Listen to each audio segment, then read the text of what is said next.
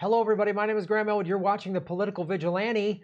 It is Sunday, May 31st at 3:53 p.m. Why is 3:53 significant? Because in Santa Monica, where I live, there's protests that I was just at. I live streamed from there. The city of Santa Monica has said that there is a curfew that is going to be in effect here in about 7 minutes. And I have the news. If you see me looking over that way, I have the news on with the sound down. And they're just slowly pushing people out there. So I was at the, I'm here with Fiorella Isabel from the Convo Couch. Fee, how you doing today? I'm good. I'm good. I'm great. I'm okay. I'm a free woman. So Yeah. yeah.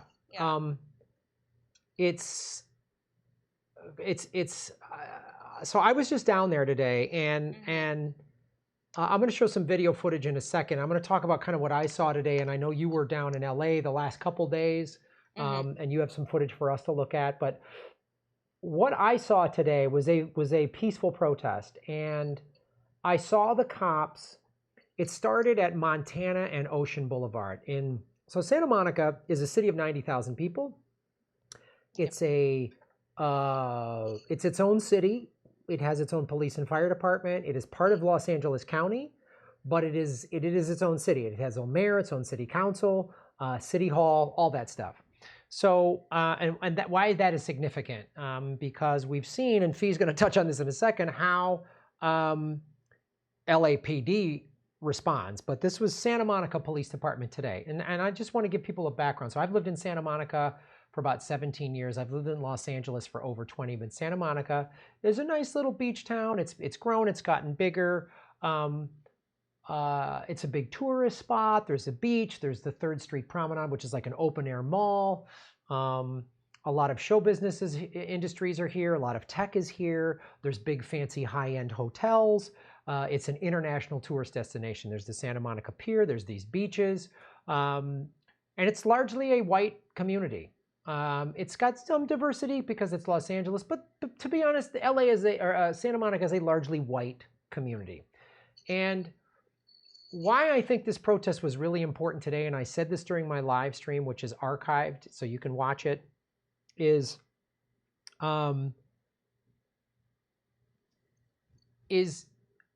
nice, comfortable white America needs to get involved in this. And I said this Wednesday night when I was live streaming and the protests first started. Is somebody held a sign up that said, Rodney King happened 28 years ago. What's changed? Nothing. I mean, nothing. Maybe it's even gotten worse. And so there was, at this protest, it was the fact that they're like, oh, it's angry young black people or whatever. It was everybody. It was like the whole city of Los Angeles. And I saw a lot of people that I could tell or knew. I was like, they live in Santa Monica. They look like Santa Monica residents who were down there protesting, getting involved.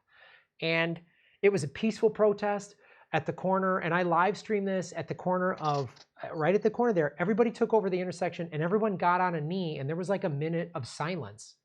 Everybody just on their knee with their fists in the air, and it was the most peaceful thing. And people stopped, and people were on their balconies coming out of their nice apartments that have views of the ocean and everything. And I was like, white people really need to wake up to this fact. And I say this as I'm a straight white male. I grew up middle class, but I have a lot of privilege, and I know it. I've seen my white privilege. I've seen how it happens. I grew up to like the cops, to trust the cops, to officer friendly, to I'm not afraid of the police when I go out here in Santa Monica, when I go walk to the beach with my surfboard under my arm. I'm not afraid that they're going to do stuff. And how the police are reacting today in Santa Monica is how they react all over the place, all the time. And white people, part of the reason why it's important for white people to go to these protests is they need to see how this happens. So everyone's protesting peacefully, and then everyone gets up off their knee, and they're chanting, and they're saying, freedom. No one's saying, there was no kill the cops sign. There was none of that. Nobody was violent.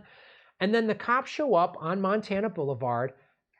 When I first got there, there was about a dozen motorcycle cops, and they were a good 50 to 75 yards away. Just like, okay, we're just here. And then they show up on Montana in riot gear with guns and the ties around their wrist. And I'm like, and I said to him, I go, why? they're showing up wanting this. And then the local news helicopters fly over, Bob, and I'm watching how the local news is depicting what's happening in my city. I was just fucking there. So don't, and there, so this is how it goes. And one of the things I was doing is the cops show up ready to go. They are ready to go. And then I started live streaming around the back because I was looking, because we've seen all this video footage of undercover cops and white nationalists. We saw this like neo-Nazi guy tell his members to go loot in Minnesota. We've seen that St. Paul, Minnesota cop was the one smashing out the windows Wednesday at the AutoZone. And so I was looking for that, because then there's video footage of big white dudes like at the back of a protest. You know, everybody comes up against the cops like this, right? And they're right in front, and these are the cops and these are the people. And then there's guys behind them like pushing, starting, and I was looking, I wanted to videotape it. And I wanted to see if that went down, because I saw the cops ramp it up. And then the helicopter, you watch the local news, it is basically a PR, it is positive PR for the police. Yep. It's unbelievable. They just like, right now, it says right now, breaking news on CBS and Los Angeles, stores and business looted. There's no mention of cops overreacting. There's no mention of cops they shot tear gas. So I'm going to show the video that I took myself in a second here. But Fee, what have you seen overall? And we'll get into some specifics. So how many days have you been in downtown Los Angeles for these protests, and what have you seen?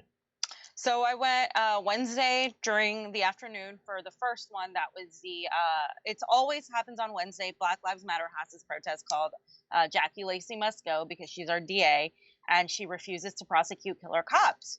Now, to the people that lead with identity politics, by the way, Jackie Lacey is a Black woman, but she still refuses to prosecute cops because she makes money off of it. I mean, they do a play-to-play with each other.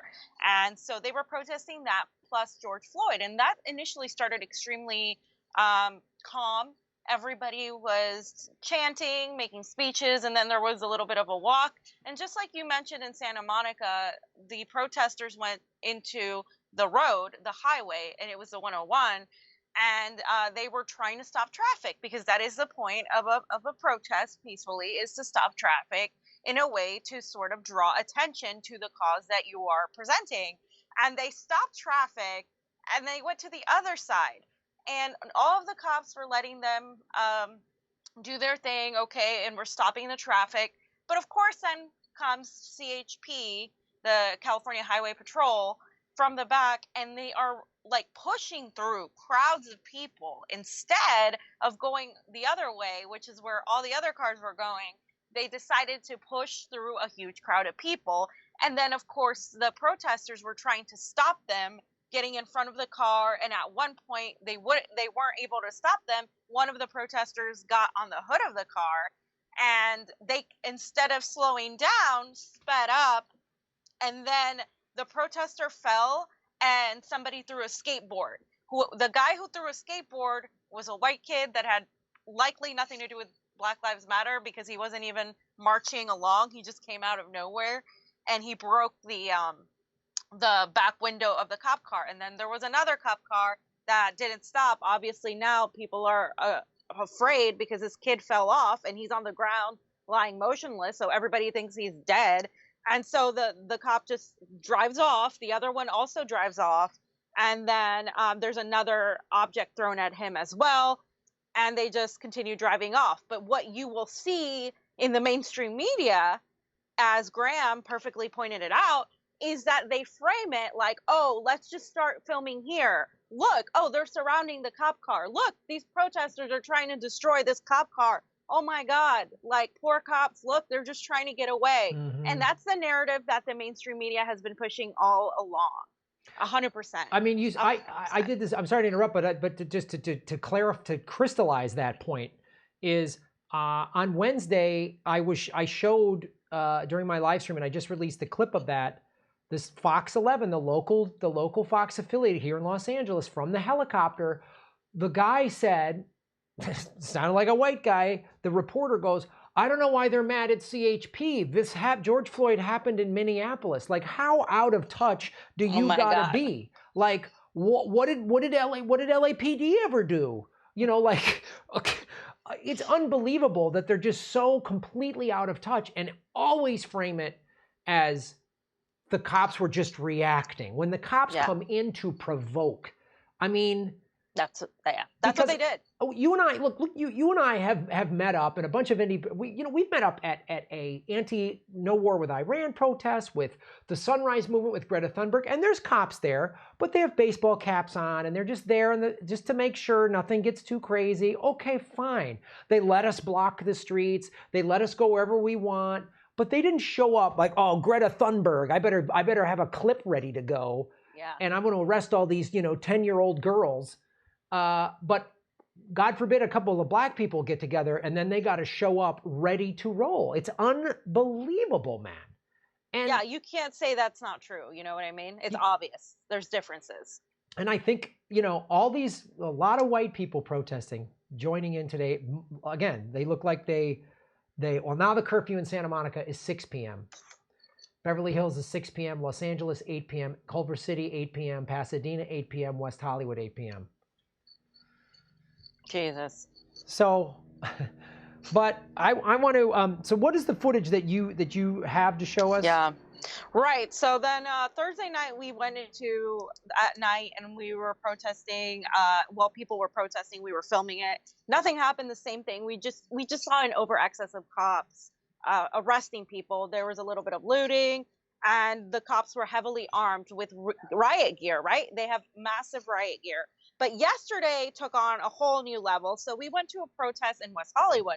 West Hollywood obviously is a very LA area. And what I mean by that, it's like where all the actors, a lot of them reside. There's a lot of, a lot of celebrities that live there. Expensive stores. Yeah. Yeah. And all of these things, right? It's representative of that.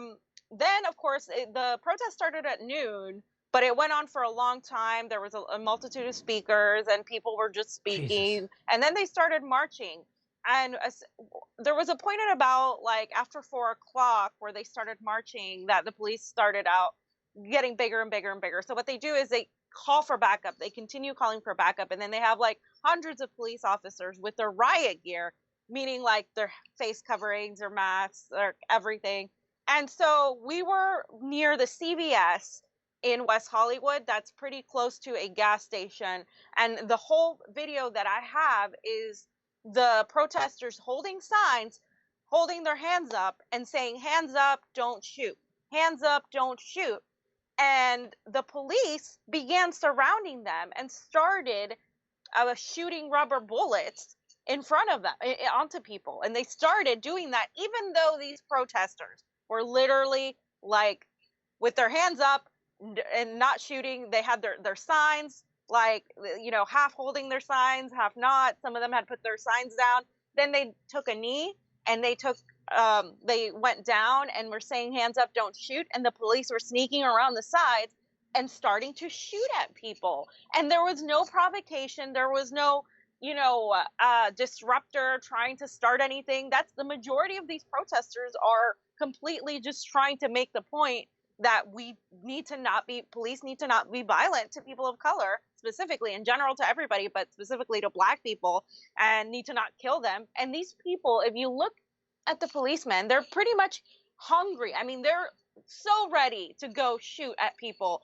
And so what basically happened is they kettled people. They came from each side and they started swarming in. And the leader of the Black Lives Matter protest at that location, because the majority of them had already left earlier, because in other parts there was a police car on fire. There were those sort of things going on, but where we were, there wasn't. And so he started leading them, saying, okay, when they move forward, which is what they do, they get in formation, and then the cops move forward, you move back. So everybody was listening to him, moving back, and we were just filming it the whole time. And then, our car was in the middle of it, so Johnny goes in the car to move it, and he moves it further down. And then we're about ready to go and get in the car when the police come down that street, and they're like, no, you can't go. And then earlier in the video, you see a girl trying to get to her car, and the police literally arrest her, take her down, because all she was trying to do was get in her car and leave. And they broke her window and they left the car there and they arrested her. And so we were trying to get out. We knew, like, okay, something's going to happen here. And we were trying to get out before it got worse. And then what they did was, this is the part that really kills me. They told people to go to their right, okay, the right side, where towards this little alley that was there.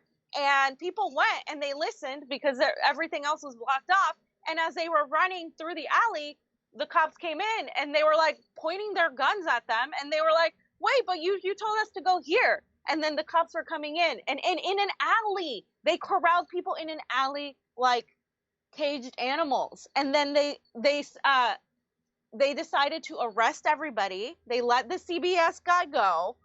And we had shown them our press passes that we were wearing, because we were wearing some. And they were like, nope, sorry. And they didn't care. And they arrested Jonathan. I have it on video till the very end. He was the last one. And then they told me to put my camera away.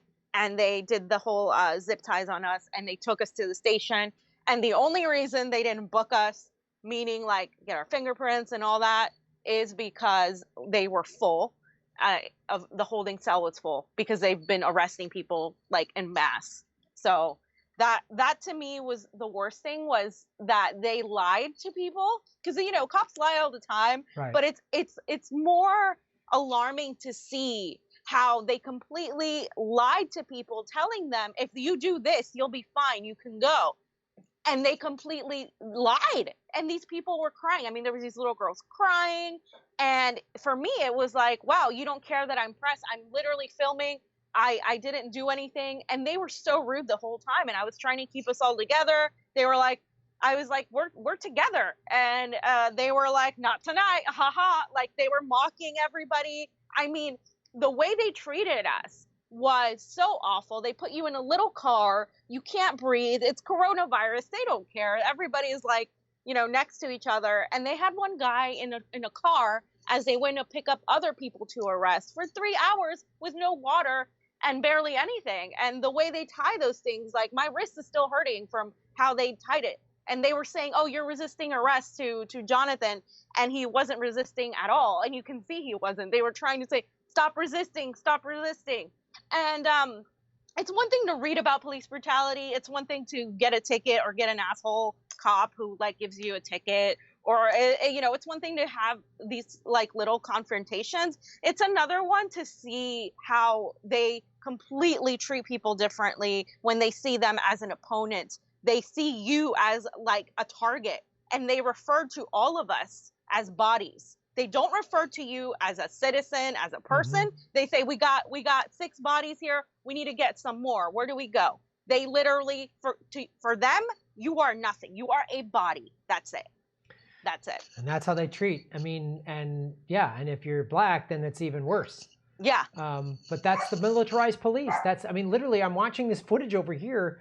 There is now National Guard. There's troops on here in America. There's American troops going after American people here in Los Angeles. And they just shot tear gas in Santa Monica. They have 2 screens open. I'm watching CBS. And there's Humvees.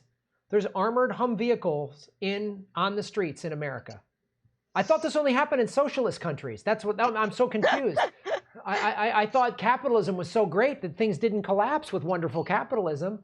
Like, there's guys in an armed Humvee, man. The only time I've ever seen these is in Iraq and Afghanistan when I was there as a comedian.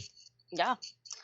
And Graham, just leave it to the mainstream media again to show the looting and all of these things, the looting. But where is that coming from?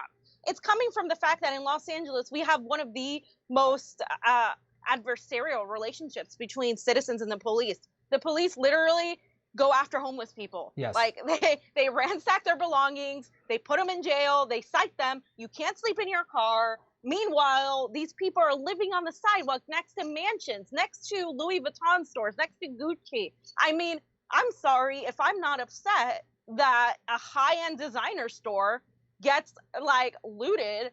Oh. These people have been oppressed for so long. You're not listening to them, Mayor Garcetti. Mm-mm. You didn't allocate the funds that were supposed to go to the homeless to build these bridge houses, to build these homes, affordable homes.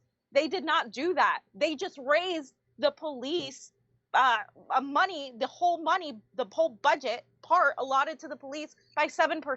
Meanwhile, they decreased everything else in the middle of a pandemic when people are unemployed. Why do you think people are reacting like this? Maybe let's focus on why and stop trying to paint the protesters as all criminals when the majority of them are protesting just so cops can understand what they're trying to say here. So I'm just so sick of the mainstream media really like turning this around. It's really unnerving. Well, you can see that. I mean, I saw the whole thing unfold in real time. The cops show up armed to the teeth. The helicopters are overhead. The cops know the helicopters are overhead, so they know they're going to get favorable coverage. They know they're going to get favorable coverage. And the other thing too, like, oh, they're looting. I have yet to see any corporate media talk about the goddamn looting from Goldman Sachs and all of these Wall Street companies. They have looted all of our futures, all of our retirements. They have looted our children's futures. Where is the outrage from the corporate media about that fucking looting? That drives me goddamn crazy. It drives me insane. Yeah. And they just, boy, these people are so. And the other thing, like you talk about specifically to Los Angeles, we had our homeless population in the last 4 or 5 years went from like 23,000 or something like that to about 36,000. That was before the pandemic. And again, we passed Measure M. Where is that money? What's going on? You have, in America, you have 60% of the population can't afford a $500 or $1,000 emergency, and then you just told them you can't work for 3 months, and here's $1,200. You don't get free health care. Maybe if you're lucky to navigate the labyrinth of unemployment, you might get something. Maybe. Yeah. I just think I got approved. I got a bunch of it is fucking June tomorrow, right? Now, I'm lucky I have this show, but I lost 30% of my work. I'm just giving my personal example, not as a like, well, I've suffered so badly, but just to show I lost 30% of my work because the road got shut down. I can't go on the road and make money as a comedian, right? So if I didn't have this platform, what would I be doing? And if I lost my job and you tell me I can't work and you don't give me health care, you won't give me student debt forgiveness, but you have, you can increase the budget of the military and the militarized police.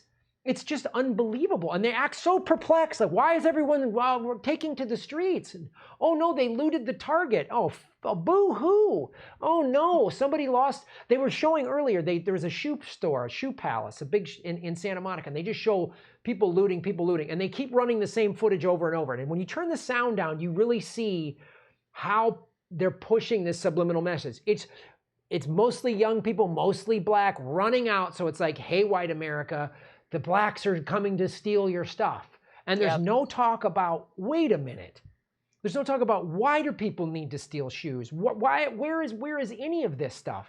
And people don't have jobs. They don't have education. We have LA unified. I mean, LA public schools are not. A lot of them are not good at all, right? And then in the black and brown communities, they're treated this way by the police. And then you act shocked, like it. And and not only that, I mean, just so you know, like right now in the pandemic, like Graham said, we went from having thousands of homeless people. We have even more now. Oh, yeah. And you're not allowed to sleep in your car at all. You will get a citation, and eventually you'll get your car towed, and you don't have money. Eventually you can't get it, and then you end up in the streets. It's a whole cycle. They criminalize poverty here, and there are people, my friends that are working for this nonprofit. It's just they're volunteering their time. It's called Urban Partners LA, and they have seen an increase in the amount of people lining up. They'll line up at 4 a.m. These people, they're giving them groceries, and it's people like middle-class people now starting to get in line. Why? Because $1,200 doesn't last you that long, especially in California. And these people are lining up to get simple groceries. Do you think that during a pandemic, people aren't going to go and need clothes, groceries, things that they don't have? Yeah. I mean, you guys didn't deal. Government, hello, Nancy Pelosi, Gavin Newsom, Mayor Garcetti. You guys didn't do anything more for the people living in one of the most expensive cities in the country. And $1,200 is gone. The unemployment's going to run out. People are going to be completely unable to pay anything. They're not paying rents right now. Mm-hmm. Half of LA didn't pay their rent. I mean, this isn't exaggeration. Why do you think people are doing this? Because they're scared, they're desperate. And they can stop this anytime. If they come out with a list of, okay, we're going to do this, this, and that. And that's where, Graham, I want to see this movement go, is us to demand a list of things we want. Medicare for all. Give us a UBI. Give us this now. That's it. Otherwise, we're going to continue protesting, because police brutality and criminalizing poverty is one element that is wrong with the entire system. It has to change. Otherwise, people shouldn't stop protesting, in my opinion. No, because this is so many things. I mean, this is generations of black people and black men being mistreated by the police. I mean, hundreds of years, really, it's since this country started.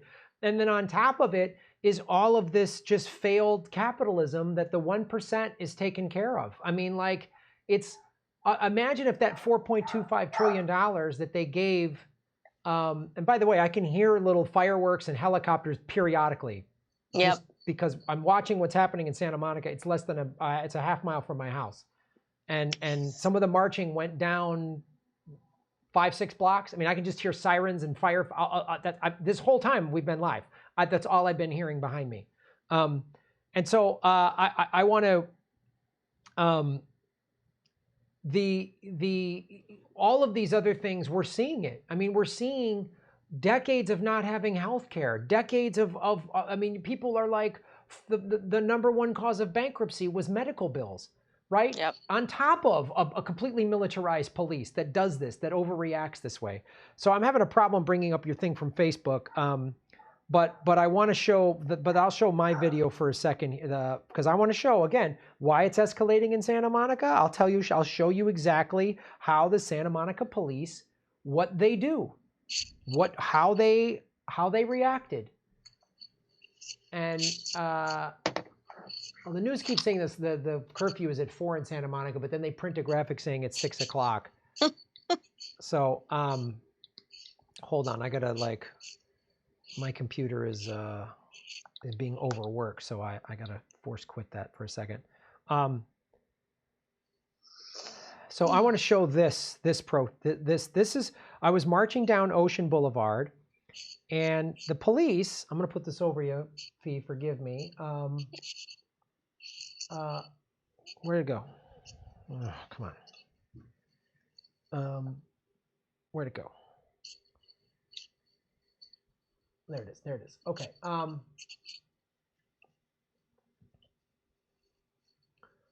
Okay. Hold on a sec. Okay, so here is this. So now this is, I just want to give people some context here. This is down Ocean Boulevard, Ocean in Colorado, and what we're about to see is the entrance to the Santa Monica Pier, which is a big tourist attraction. Now, granted, all this stuff has been shut down during the pandemic. They're slowly starting to open it up. So this is what happens. And there's a bunch of cops right here in riot gear, about a half a dozen of them. So people start kneeling and saying to the police, kneel with us, march with us. And there's video footage of cops in other cities doing this who got it. So here's what happens. I just want to show this.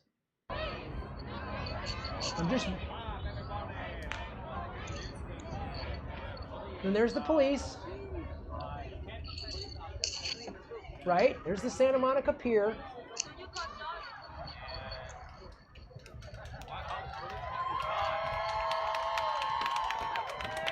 And it's peaceful, it's cheering, right?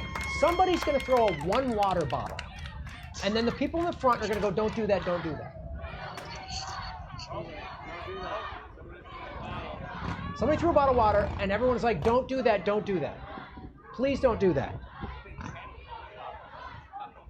Just, everyone's like, don't do that. And again, it's a plastic bottle of water. If you're a cop and you can't handle that, then I'm sorry, go be a goddamn library security guard. Okay? Like, if you, it's too mean. So I want to show you, so that's what starts happening. And then, then I hear sirens start blaring.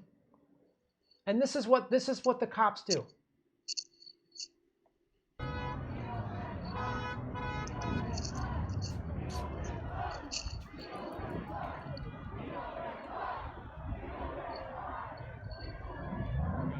All these different people, all age groups, all ethnicities, everybody. Here comes this cop. This is Santa Monica PD. Earlier today. Get the fuck out the way! Get out the way! Move! Get out of the way! Get the fuck out of the way. You better get out the way! And water bottles start coming. Get out of the way! Get out of the way!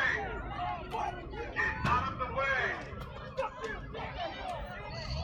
out of the way! And most people clear. Oh no, plastic water bottles.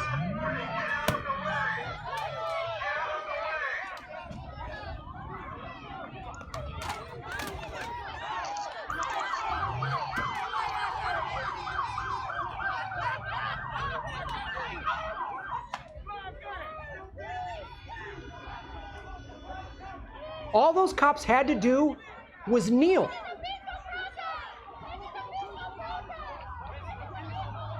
That's asking too much. Yeah. All they had to do was kneel. Go, you know what, we'll kneel with you. People would have cheered and said thank you. And then they sent all these cops, and then all this just hurt. They got to send reinforcements, send reinforcements. Look at this. All these guys armed to the teeth.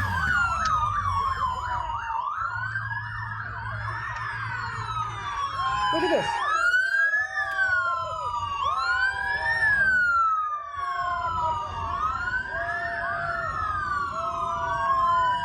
They're hoping some shit goes down. Yep.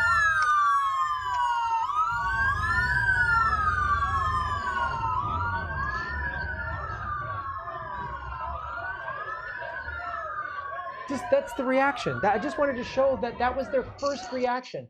People stand and kneel and say, kneel with us, walk with us.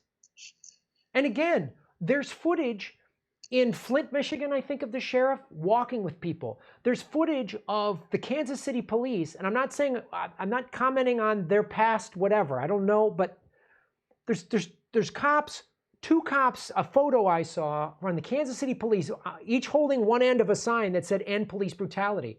And the cops, one guy had a baseball hat, one guy had no hat. They didn't have riot gear on. They had their stuff, but they weren't like automatic weapons, riot gear, and they had that. And people saw that and like applauded and cheered and retweeted that photo. And this is like, I want to talk. I'm a resident of the city of Santa Monica, and I'm going to talk to this. This is not over, and I'm going to talk to the chief of police and go, why couldn't your men just kneel? You know, if they would have knelt, everybody would have like cheered and applauded and said thank you for hearing us and acknowledging us. And instead, you just like, these guys are, oh, get the fuck out of the way. These two roided out jackasses that probably got PTSD, and they're hoping, man, they're chomping at the bit to light some shit up. And again, and now I'm watching them shoot rubber bullets at people. Yeah, this is what they do. I mean, they're hungry. A lot of them are hungry for this. Obviously, not every single guy is going to be a bad cop. Nobody is really saying that. But it is this group mentality that comes over them when they're in formation like this. It's like groupthink. When they see you as a target, you become less human to them. Yes. Right? And they can't see you as anything other than a target. And it's really problematic, down right to the terms they use. Bodies, like, no, you're a human being, you're a citizen, you're their brother, sister, like they're a human being.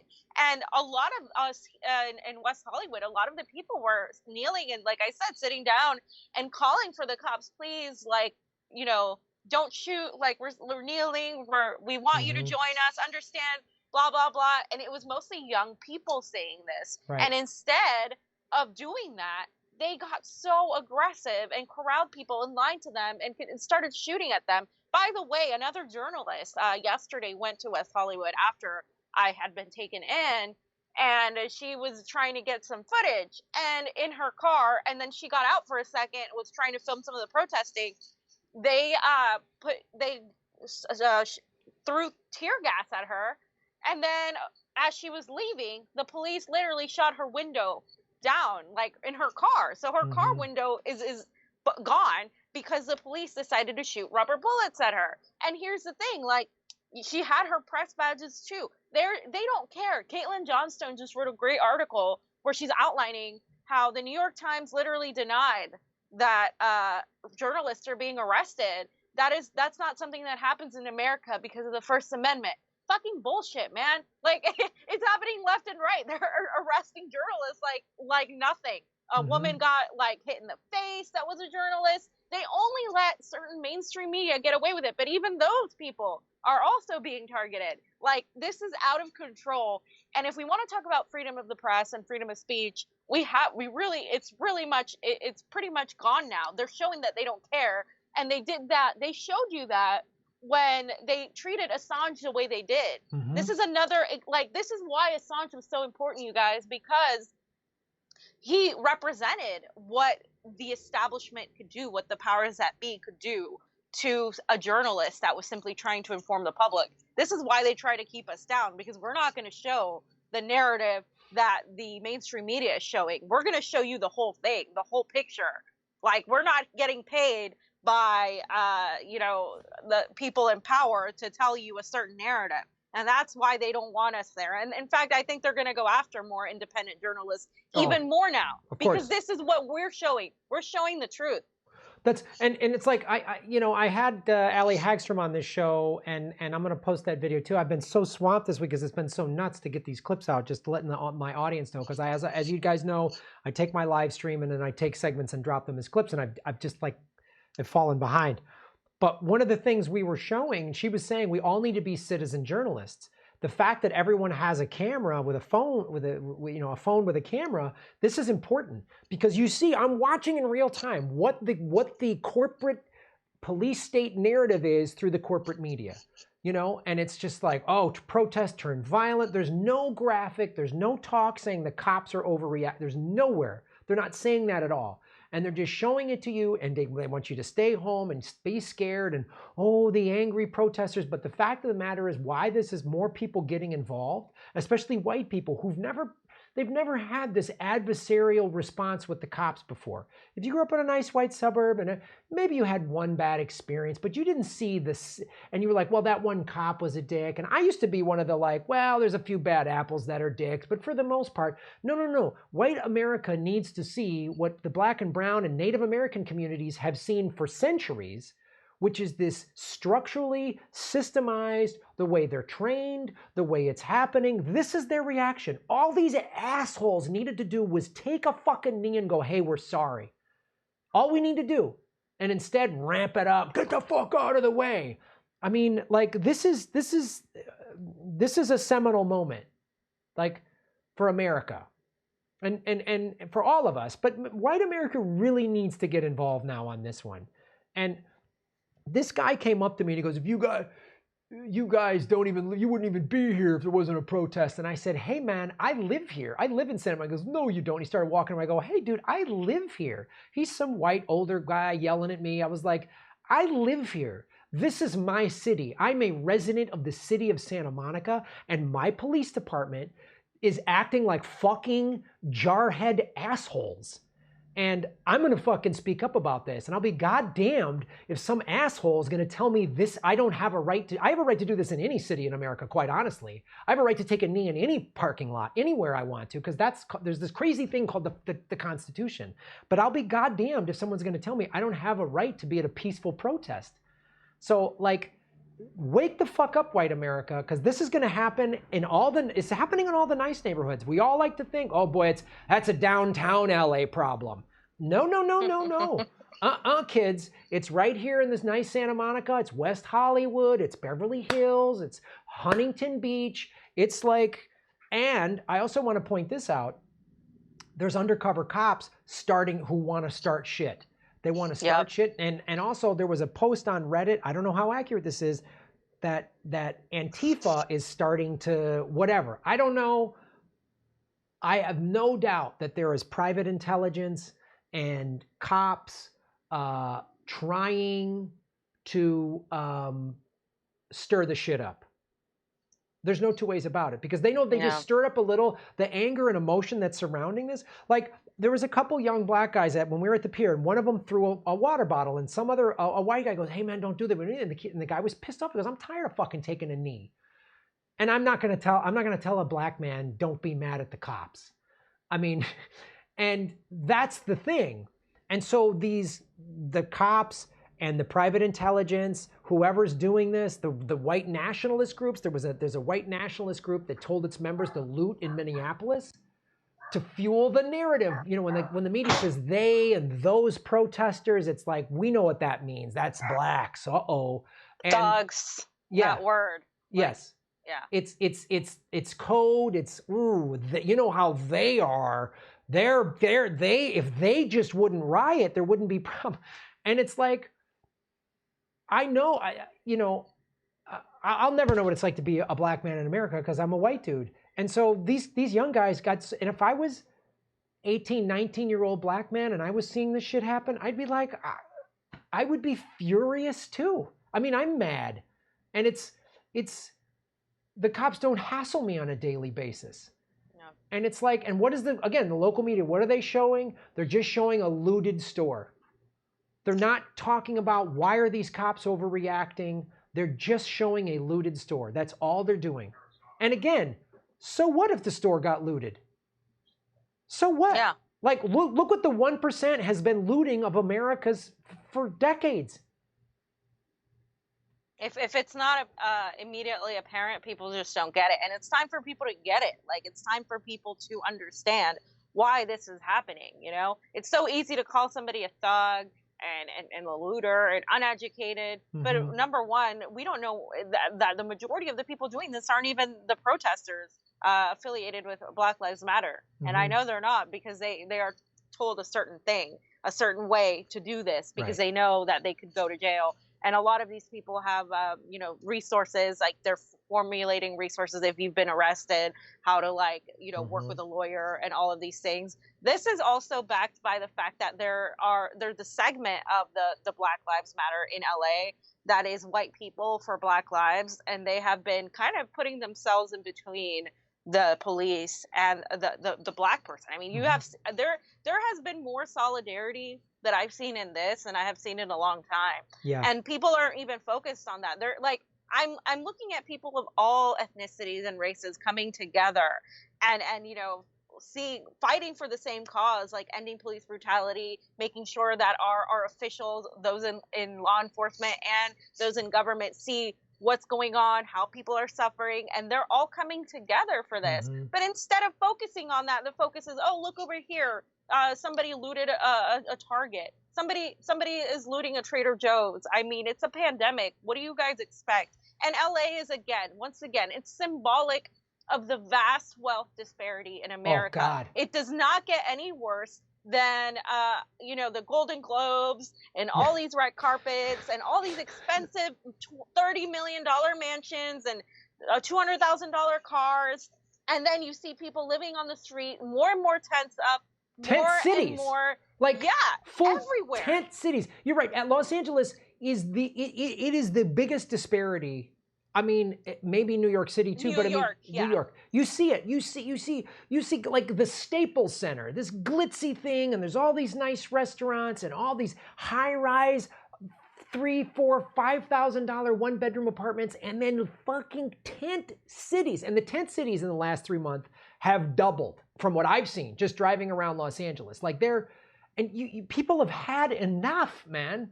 It's like, I'm sorry that the Gucci store got looted. Boy, I'm so sorry. Like, you don't want the Gucci store looted? You don't want people busting into Shoe Palace? I don't know. Give them a job. Instead of in Santa Monica, there are at least 2 or 3 high-rise luxury apartment complexes that have gone up just in the last 6 months or so. And there's nobody in them. And yet there's 10 cities. That's all over Los Angeles. All these high-end things, they got 0 interest loans, these development companies, the banks gave it. And why aren't they? There should be no one living in the streets in anywhere in America, but especially Los Angeles. We have excess housing. We have excess housing. And that's another thing I want to point out, Graham, is Americans we're so not used to protesting for economic issues. And we're so not used to seeing actual change be led. It hasn't happened for a long time, since the civil rights movement, really, in that level, by going into the streets. we have been saying this whole primary how we need to really get outside of the electorate, because change doesn't always come from one politician, and it takes years to change the law through the judicial process. So we're going to have to go outside the electorate into the streets. This is a way to get change. And in America, we're so used to not doing that, that to us, it's like, oh my God, look at the looting. And the mainstream media can just frame that.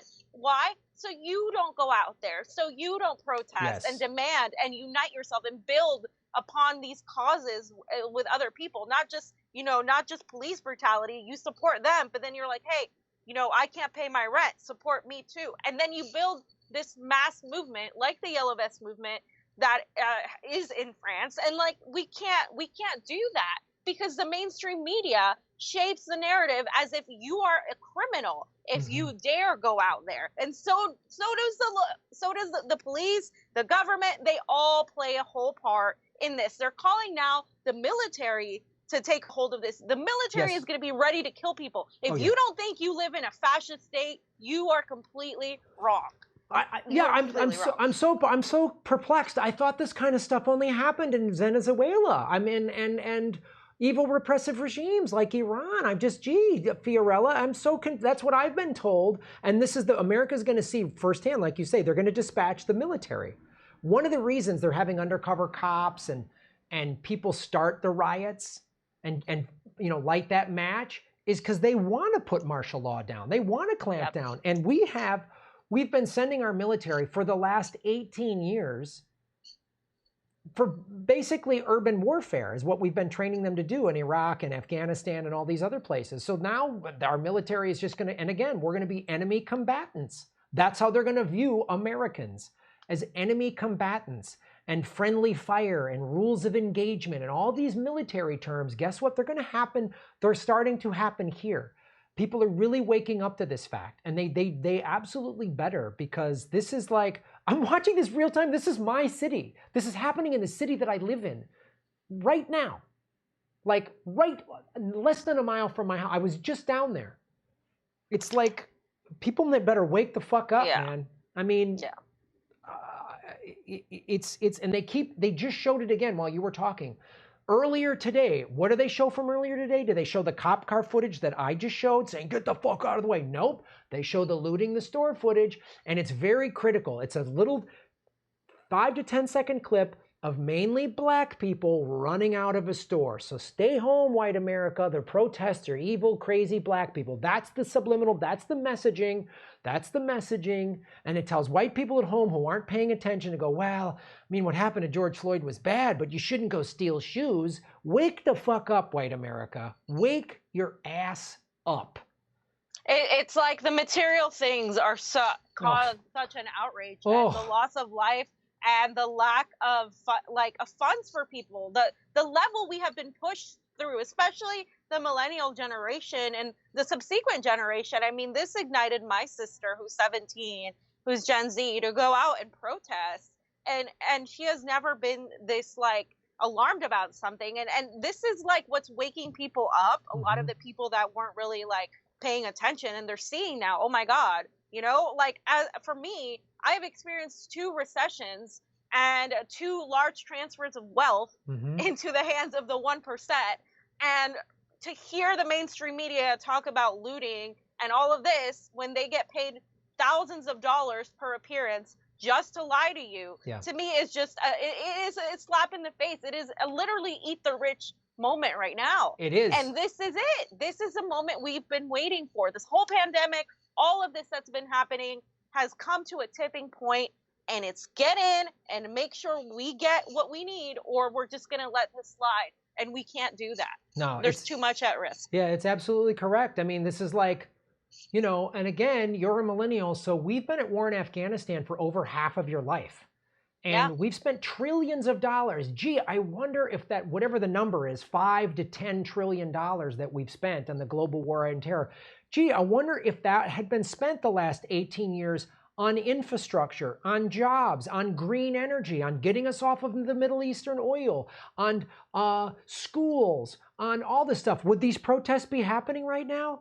No. They wouldn't. If we spent, I mean, the 8 years Obama was in the White House of like really police reform, prison reform, getting rid of the private prison system. What if we've been spending trillions of dollars doing that? What if we spent trillions of dollars giving it to the American people? What if we had free college? What if we forgave student debt forgiveness? What if we, you know, we did all of these things? And then, okay, the pandemic comes and they said, okay, yeah, everyone's already got free health care. We're going to pay your rent for 3 months, and here's $2,000 a month UBI. There'd be no protests. People would be like, okay, my government's got me. They're taking care of me. Yep. It's great.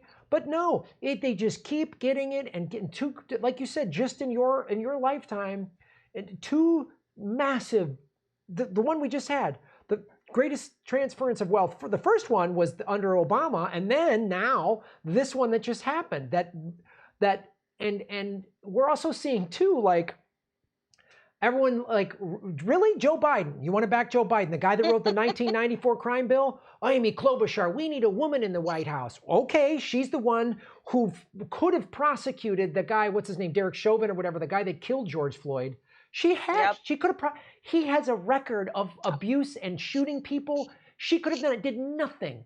So it's showing you, and Alyssa Milano of all people said, boy, I can't believe she's actually like, the Democratic Party should have got behind Bernie Sanders more. She's realizing this, probably because there's protesters outside of her nice mansion in Beverly Hills is probably what happened.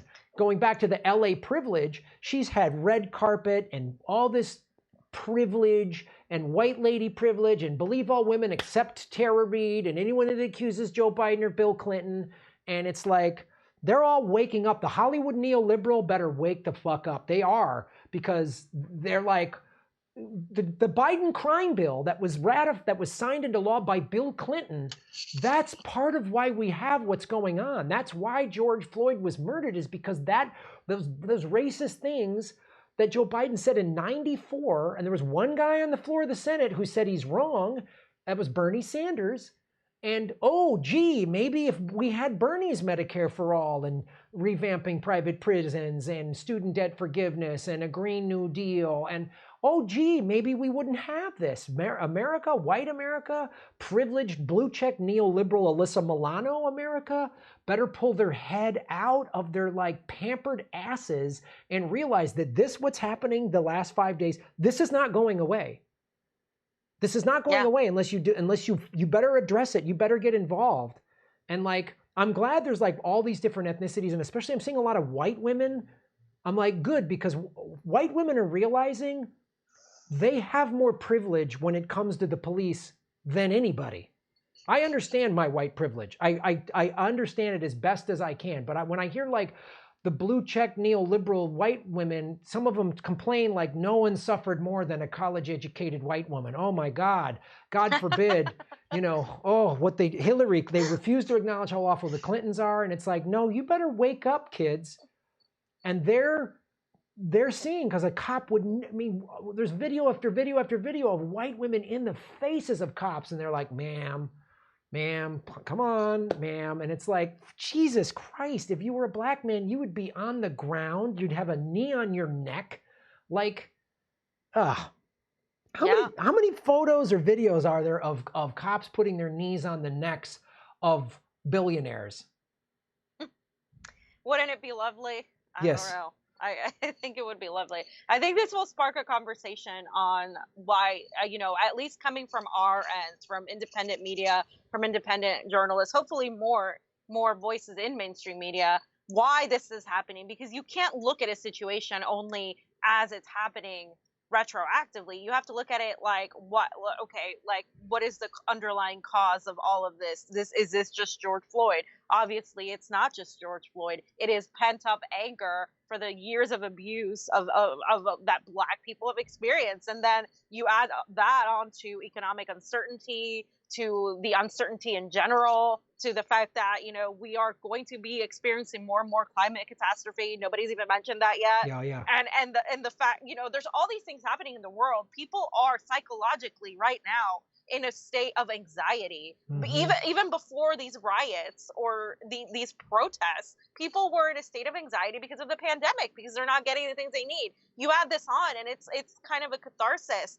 And we really do need to address the bigger issues, is the economics of it. What is being done for these people so they don't end up being criminalized? Because right now, any one of these people of color could get arrested and then have an arrest record. Yes. Oh, and then you can't get, it's going to be noted when you get hired. Yeah. And we know that Black men and women get hired less than white people when they go up against them, even just their name. And it also happens to Latin Americans too. Yep. Oh, this person is Ramos. Okay, this person is Smith. Smith gets hired over Ramos. When it comes to loans for homes, when it comes to all these things, it's systemic. It is against poverty. In America, we treat poor people like we treat criminals. Look at Tara Reid.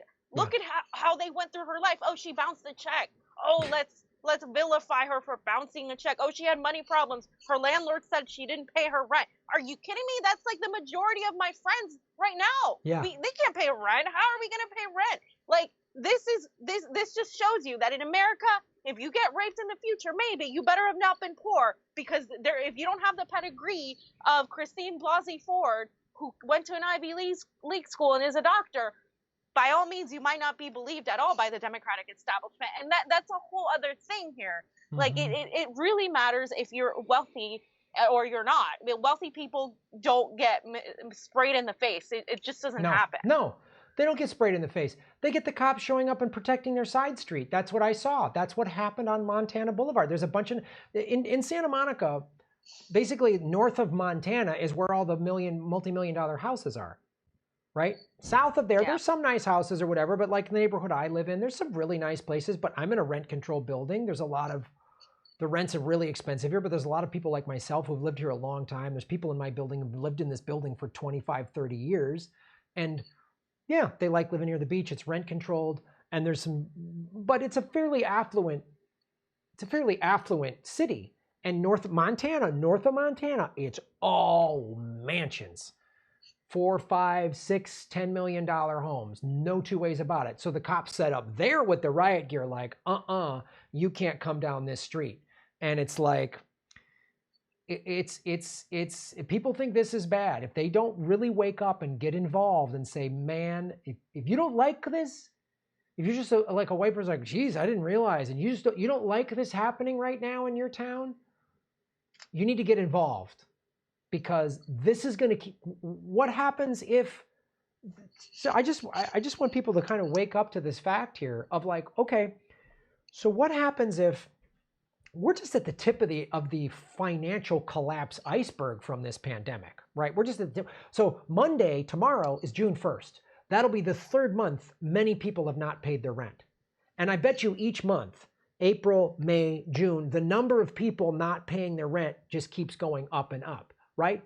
So in the next couple months, even if we open the economy all back up, how are you going to open the economy back up if we're all in martial law? So, and even if you open it back up, I know comedy clubs and stuff like that, restaurants, bars, where we're going to open up at 25, 30% capacity, they're not going to be able to keep the lights on. Like, more companies are going to go out of business, more bankruptcies, personal, and I mean, we're talking about big companies. Hertz, Ford are filing bankruptcy. The auto industry is going to go, it's the belly up, the hotel industry. I mean, I calculated just one comic going on the road, 60 to 70 jobs are affected by me going on the road, starting from the Lyft driver to my house, the people that make my t-shirts, to the airport, the security, the hotel, the shuttle bus drivers, everybody, the distributors at the comedy club that distribute the alcohol. I mean, all of it. And that's every business traveler hits somewhere in the neighborhood of 60 to 70 jobs. Those are all gone. So what do you think this is bad? Apathy, America? People, I hope this isn't my problem. Boy, that's an LA problem. You're in a small town. You live down in Orange County or San Diego, and you're like, well, that's an LA problem. You know, you live out in the sticks. Boy, that's a California. That's a New York problem. Because what happens when there's bankruptcies, then the foreclosures start, right? Then what happens when the federal government just can't pump up Wall Street anymore? What happens then when the banks go, you know what? We don't have your money anymore. Then what? This today is going to seem like a fucking parade at Disneyland. Yeah. Like, people need to wake up. We're on the brink of not just, it's all of it. We have to make them uncomfortable. We have to make the elites uncomfortable. This is the moment. Like, this is it. And like, if you're afraid, if you're uncomfortable, it is because you're not feeling the the creeping in of all of these issues that a lot of the working and now middle class that is in jeopardy of losing their jobs because of the bankruptcies that are going to happen. If you're not feeling that, good for you, but the rest of the majority of Americans are feeling that, and there is only one entity to blame, and that's the oligarchy that has made it so that the elites get richer and richer and everybody else gets poorer and poorer, and even exploiting a pandemic to transfer money to them. That is the looting we are angry about. That is nothing. Nobody has answered us for that yet. We're not getting UBI. We haven't got healthcare. We haven't got crap. And on top of that, you guys are increasing policing. You're bringing in the military. This is fascism. This is it. There's no, stop saying that, that word. No, this is fascism. This is what this country is doing to people. And we come from revolutionaries. This country was founded because people rebelled against the status quo. So if you don't like the status quo, it is your American fundamental right to be a true patriot and really rebel against the corrupt government that is literally stealing from you. No taxation without representation. That is happening right now. Yeah, these militias that showed up with armed weapons that because they were mad they couldn't get a haircut, someone ought to try to sit them down and go, actually, the real enemy is the 1%. The real enemy is stealing your money. That's what we need to build coalitions here, maybe even some uncomfortable ones. It's what Fred Hampton did in the late 60s in Chicago. I just need to tell this story. That's why they killed him. Yeah, and they killed him. But there needs to be 1,000 of them. I want my audience, maybe some of you have heard this, but some of you have not.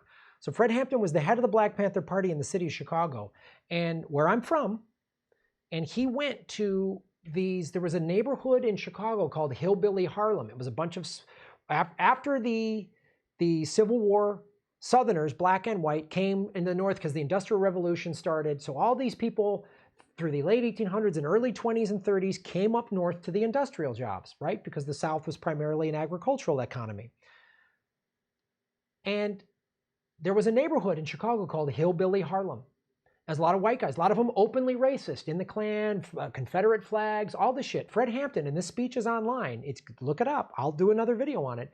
Went to them and gave this speech and started the first ever Rainbow Coalition, where he said, capitalism creates racism. Capitalism keeps us divided. Capitalism wants us fighting with each other, white, black. And he said it 10 times more articulate than I just did. And he courted this thing. And then they killed him. The FBI and Chicago police raided his house. They shot him dozens of times. And they said, he resisted, the old resisted arrest thing, and that's what we need to build. I know it's uncomfortable for some people, and I'm not excusing or minimizing people who are openly racist. We have an openly racist president who said, thugs and that you loot, we shoot, which is giving a green light to cops and everybody. Well, the president says we can shoot black people. And I'm going to address that in a second because I talked about that and I had to pull this video down. I want to address that in a second. But what we did is that there are some of these working class whites who are maybe openly racist, or they wave the Confederate flag. Some of them you could talk to and go, no, the 1% is screwing us over. The billionaires, an immigrant didn't take your job, a billionaire did. And some of those people, you might be able to build a coalition, because all I saw today was every single walk of life, every age, everything walking together. That's what I saw today. I saw a bunch of people, I saw hundreds of people take a knee in silence in the middle of a street. And that's what I saw. And it brought tears to my eyes. That's where they're afraid of, Graham. Yes, I know. That's exactly what they're afraid of. This is why the mainstream media has to form the narrative of, look at these thugs against the people. Look what they're doing. Blah, look, we have to have the left versus right. We have to have this, because they can't allow people to realize that their enemy is them. It's a propaganda arm of the oligarchy and the military industrial complex, the intelligence community that control also and arm the police. And all of these people are against us. And this, again, this battle was never about left versus right. It was always top versus bottom. And that's what we have to realize. And that's what Fred Hampton realized. And that's what Martin Luther King started realizing too. He started talking about capitalism being, running its course. It's done. He embraced socialism, but you never get taught those things in school. I was never taught of MLK's socialist policies. Not once. Nope. Not once. You heard the I Have a Dream speech. Beautiful speech. Great sentiment. None of these socialist speeches have I ever heard until recently, until I became an indie journalist and had to dig through YouTube to find them. Never did I ever hear. I heard. Look, I'm Irish, right? I was raised Irish Catholic. Like, you couldn't say, my grandmother wouldn't let you say one bad word about the Catholic Church or the Kennedys, right? And all these speeches are popping off from JFK talking about there's a hidden society that's evil. There's a JFK talking about we need free healthcare. Europe has had it for decades. He gave that speech in 1962. Why don't I hear those speeches from JFK? Why don't I hear the socialist speeches from MLK? Why don't I hear the Malcolm X conversations talking about how the media, how corrupt the media is, and how that one great quote, I'm gonna butcher it, the media will have you thinking that rich people are the victims and poor people are the criminals or whatever. Why didn't we learn any of that in history? We didn't learn anything. All we learned is how great America is. I had to physically fly to Russia last year to learn that they lost 20-some million people in the war, in World War II. I thought we were it's like unreal. And I'm watching live footage. They're throwing rocks at the police station and courthouse right here in Santa Monica. Am I angry about it? No. Sorry. Sorry. I mean, I think it shows, it's symbolic, absolutely. I would say go to the banks, to Nancy Pelosi's house. I mean, these are the things that protesters have been arming for. I mean, a lot of my friends are activists in the community, and they have been protesting the mayors, the people on the board of supervisors for the election. They have been protesting at their house. They have been making these people uncomfortable. This isn't new. LA has the huge activist community, but now you brought it into something bigger, and so they're going to show up, and they're going to be there, and they're going to support each other. This is not anything new, but I think the targets need to be banks, people like Nancy Pelosi, Dianne Feinstein's, Chuck Schumer's, Adam Schiff. Yeah. I mean, where is Adam Schiff? Where is Brad Sherman, Mr. Patriot Act, Mr. Voting for Trump's military budgets? I mean, these people are not your friends. I don't understand why we're outraged. This is what it takes to have a revolution. We tried. He tried to kneel. Colin Kaepernick tried to kneel. People had a problem with that. We tried to put Bernie Sanders as the primary Democratic candidate. They cheated him twice. They denied it. Nobody's talking about that either. We've tried to work within the system, but the system is rigged. It's not going to change. It's time to dismantle it. It's time to dismantle the system of oppression and really, really go after the arm, which is the oligarchy and their subsidiaries. That's what we need to really focus on right now. Yeah, we need to go, like Ted Lieu. He's my congressman. This is his district. Where is Ted Lieu? Hey, Ted, where are you? Where are you? They're throwing rocks at the court. Where are you? Where are you? Where's the mayor of Santa Monica? Where's the police chief of Santa Monica? Where are they? This is the time to be a leader, Ted. Go be a leader. Go be a leader, Ted. You always talk about you're a veteran. That's your big battle cry when you want to get votes. You're a vet. Well, then be one. Show me your leadership. I don't see it. Now they're coming down Main Street and the helicopters are over them. I mean, it's like, this is.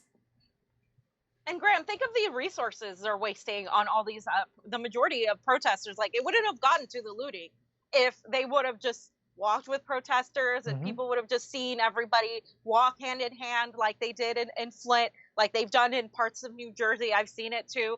Like, all these resources, even when the few days ago, the protesters were just peacefully protesting.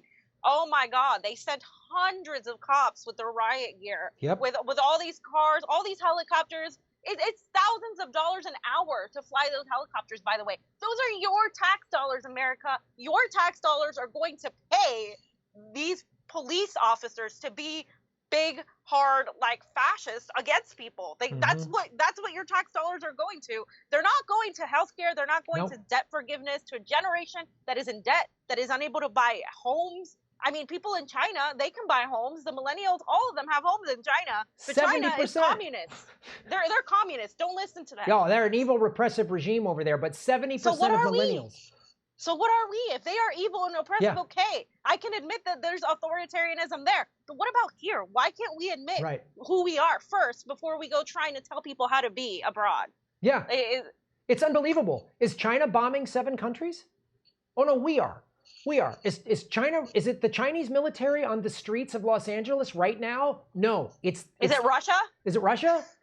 Right? Is it WikiLeaks? Who's on the, oh no, it's the United States military. It's the California National Guard is on the streets right now. That's what's happening. Like, I'm watching this, man. They just seized an intersection in Long Beach. This is what you get, man. This is, and you're right. They should be protesting outside of Nancy Pelosi's house. They should be protesting her 2 ice cream fridges. They should be protesting Garcetti's house, Newsom's house, Dianne Feinstein, Kamala Harris. They should be protesting. These people and these politicians are not your friends. They're not. Let's make Kamala Harris VP, by the way. Oh, yeah. Boo. Kamala Harris who put 120,000 black men behind bars?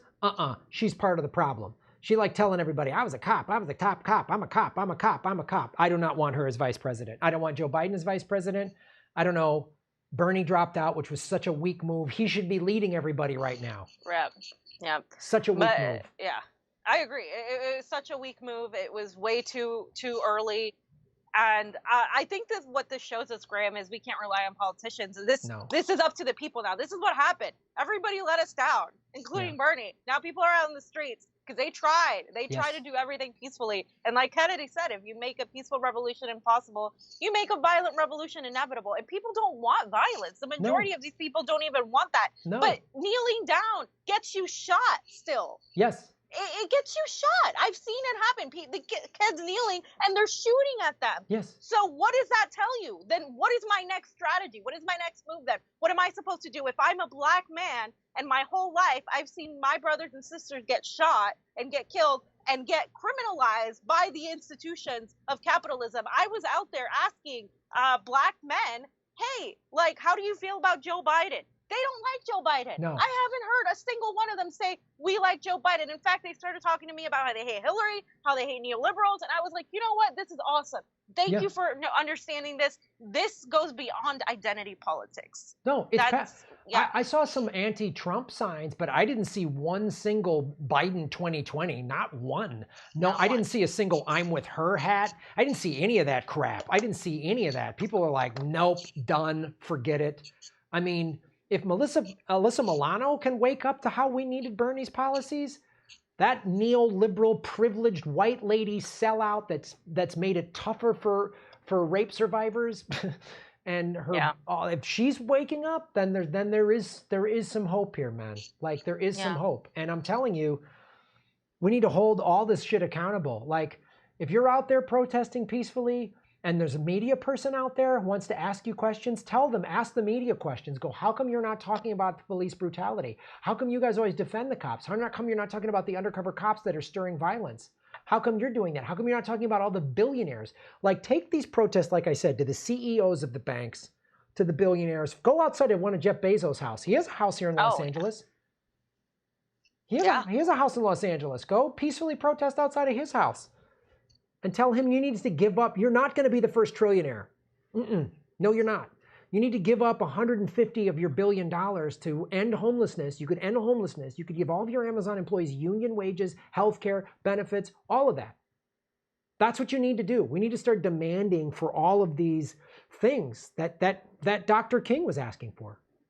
But I'm literally starting to hear it outside my door. Like, it's coming to my street. So I'm gonna say thank you, and I'm gonna read some super chats, everybody, and then I'm gonna wrap this up because it's they're literally coming down Main Street. Jeez. So keep us posted, Graham. Yeah. I will. So Ron and I are supposed to do this comedy show tonight. We're going to donate all the money to the Minnesota Relief Fund. I don't know if that's going to happen, if this is going on right now in blocks from my house. So, Jeez, I can hear it. yeah, there's a helicopter just flew overhead. I keep hearing loud bangs and stuff. Fee, thank you so much. Where can people see? Because I know you've been posting and you've probably got more videos to show from the last couple of days. Where can people follow you and see what you're doing? So the Convo Couch on YouTube, also my Fiorella Isabel on Facebook, Fiorella_IM on Twitter.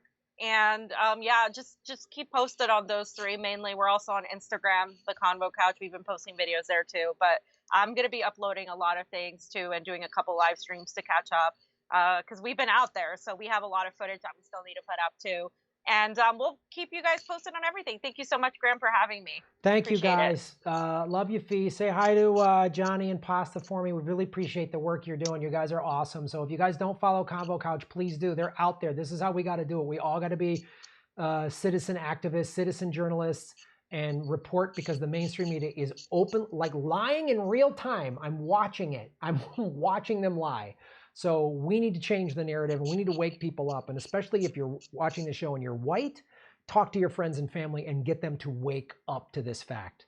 This is what we need to do is build coalitions and build unity. Fee, thank you so much.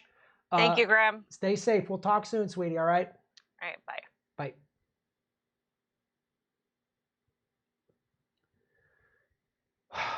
Shit. All right, folks. I'm going to try to get through these super chats. I'm literally hearing shit blow up outside my door. So it's just making me a little edgy. Levon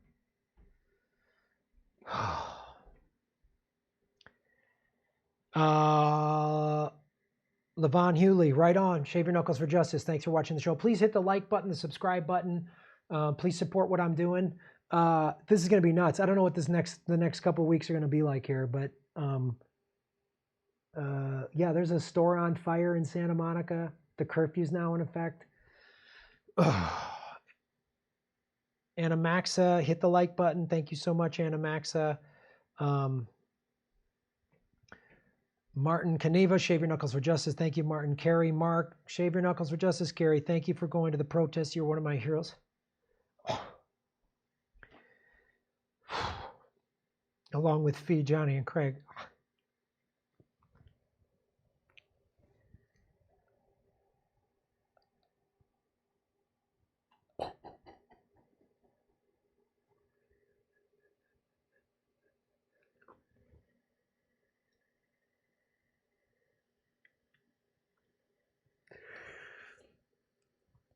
This is like, thank you for saying that. I'm just literally, I'm watching my city like go up in smoke. And I'm seeing, like today was like really, it's beautiful that all these people are coming together and also like scary and heartbreaking. It's all this emotion together. And I hope some good comes off of this. But this is like,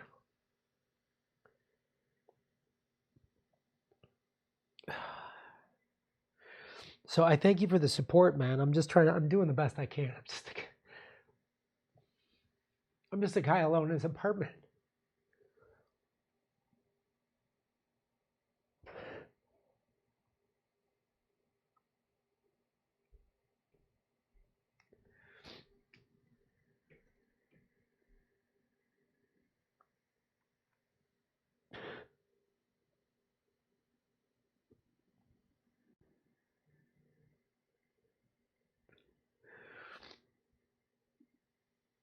Yeah, I got friends in Santa Monica asking me if I'm okay and all this shit. So I'm going to try to read through. I'm sorry. Normally I spend more time answering your questions, but this is just too much. So I got to go outside and see what's going on. I'm going to be safe and everything. I'm going to wear this.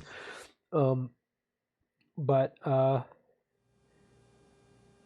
everybody, like, share, and subscribe. Hit the bell notification button and the subscribe button, even if you've done it before, because they're unsubscribing, many of you, every day. Watch the ads all the way through. If you click skip ad, I don't get paid. Also, support us at patreon.com/Graham Elwood or rockfin.com/Graham Elwood. Rockfin.com is a blockchain cryptocurrency platform. All my videos are on Rockfin ad-free. Thanks for watching.